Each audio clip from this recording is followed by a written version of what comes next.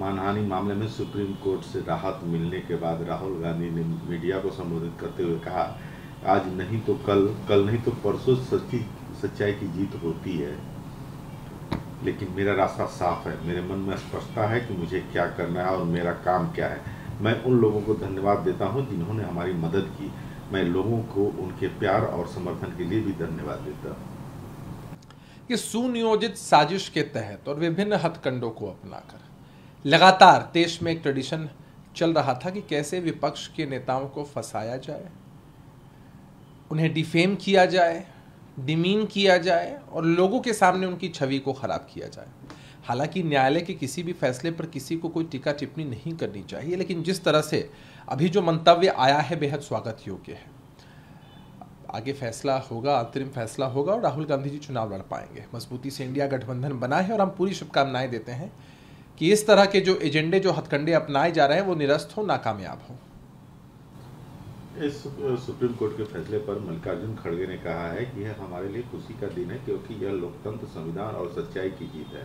मैं supreme court के फैसले का स्वागत करता हूं। यह एक उदाहरण है कि न्याय दिया जा सकता है। यह सिर्फ कांग्रेस नेता राहुल गांधी की नहीं बल्कि पूरे देश की जीत है। वह एक ऐसे व्यक्ति हैं जो सच्चाई, राष्ट्रहित, युवाओं और अधिकार और महंगाई के लिए लड़ते हैं। राहुल गांधी जी विपक्ष के एक मजबूत नेता हैं, कांग्रेस पार्टी के वरिष्ठ नेता हैं। कांग्रेस पार्टी को उन्होंने बहुत समय पर लीड भी किया है और विपक्ष के लोग चाहते थे कि जिस तरह से उनको फंसाने की एक सुनियोजित साजिश हो रही थी वैसी चीज़ें ना हो। उनको चाहने पसंद करने वाले लोग बहुत हैं जो उनके शुभचिंतक हैं और मल्लिकार्जुन खड़गे साहब कांग्रेस पार्टी के राष्ट्रीय अध्यक्ष हैं, तो उनका ये जोश बहुत लाजमी है, बहुत स्वाभाविक है। हम भी शुभकामनाएं देते हैं और हम सबकी यही उम्मीद होती है कि जब सर्वोच्च न्यायालय के पास कोई जाए तो उसे न्याय ज़रूर मिले, सच की जीत हो और जो बुराई है, जो झूठ है, वो हारे। सुप्रीम कोर्ट ने ज्ञानवापी मस्जिद परिषद के एएसआई वैज्ञानिक संरक्षण पर लोग लगाने से इनकार कर दिया है। सुप्रीम कोर्ट का कहना है कि एएसआई ने स्पष्ट किया है कि पूरा सर्वेक्षण बिना किसी खुदाई और संरचना को कोई नुकसान पहुंचाए बिना पूरा किया जाएगा। ये जो टेक्निकल बातें हैं जो एएसआई ने बताई हैं, कोर्ट में भी बताई हैं, कोर्ट के बाहर भी बताई हैं और सुप्रीम कोर्ट सभी तथ्यों को देखने के बाद या सभी बातों को समझने के बाद ही किसी नतीजे तक पहुंचती है और हमें लगता है कि कोर्ट के किसी भी फैसले पर किसी के भी अनावश्यक और अन्यथा टिप्पणी करने का कोई औचित्य नहीं बनता है।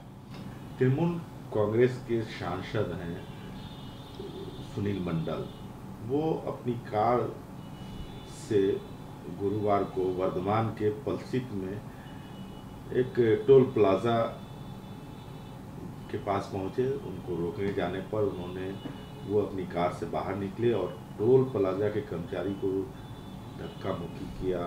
पूरी घटना सीसीटीवी कैमरे में कैद हुई है। देखिए, टोल प्लाजा पर क्या नियम है माननीयों के लिए या फिर जो भी लोग किसी कॉन्स्टिट्यूशनल पोस्ट पर हैं वो जग जाहिर है। दूसरा, जब इस तरह के दृश्य सामने आते हैं तो अच्छा नहीं लगता है किसी भी संवैधानिक पद पर बैठे व्यक्ति के लिए जिनका योगदान सार्वजनिक और राजनीतिक जीवन में होता है, उनके आचरण का बहुत प्रभाव पड़ता है लोगों पर।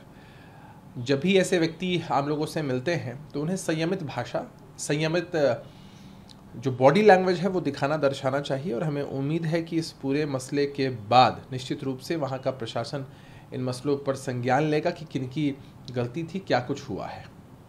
हरियाणा के मुख्यमंत्री ने कहा है कि पुलिस सबकी सुरक्षा नहीं कर सकती, लेकिन 2014 से खट्टर सरकार ने गौरक्षा के नाम पर जुर्म करने वालों को पुलिस का दामाद बनाकर रखा हुआ है। उन्हें कानून का पूरा संरक्षण मिलता है। खट्टर ने कुछ दिन पहले कहा था कि वो मोनू मानेसर को पकड़ने में राजस्थान पुलिस का सहयोग करेगी। तो अब तक मोनू मानेसर आजाद क्यों है? अगर पुलिस नाकाफी है तो नरेंद्र मोदी को केंद्रीय फोर्स भेजना चाहिए या साफ साफ कह देना चाहिए होगा कि संवैधानिक तौर पर सरकार चलाना उनके बस की बात नहीं है। बिहार का मसला होता है तो केंद्रीय गृह सचिव चिट्ठी तक लिख देते हैं, इतना अलर्टनेस दिखाते हैं। लेकिन जहां पर भी भाजपा का शासन है, जिन भी प्रदेशों में, वहां लॉ एंड ऑर्डर की या समाज के अंदर क्या स्थिति है वो जग जाहिर है। हरियाणा ने जो विटनेस किया है दिल दहला देने वाली घटना है और ये लोग सिर्फ लॉ एंड ऑर्डर मेंटेन रखने का ढोंग करते हैं, भारत के वीर सपूत होने का ढोंग करते हैं, स्थितियां कितनी बद से बदतर हुई और फिर भी इनकी ओछी और घटिया राजनीति लगातार प्रदर्शित होती रही इनके कोर्स ऑफ एक्शन से।